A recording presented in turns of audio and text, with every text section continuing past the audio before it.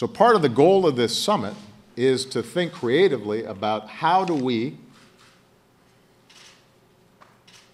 have a growing movement around the country to empower workers, to give them a sense of possibility.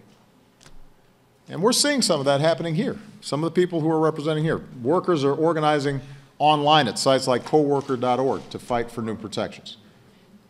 Fast food workers like Terrence are organizing for a raise with the support of the labor movement, and they've scored major victories in New York and LA.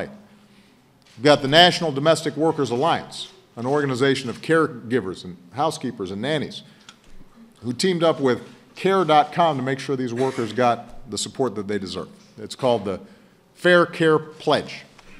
And employers who take the pledge voluntarily agree to pay a fair wage and set a clear example and provide for paid time off.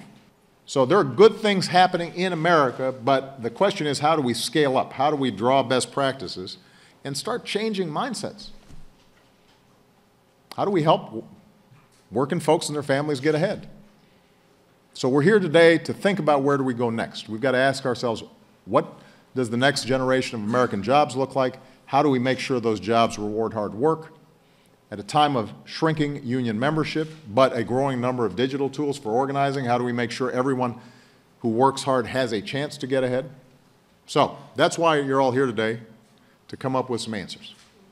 I've got ideas, but this is a hard problem, and it's going to require creativity and effort from all of us.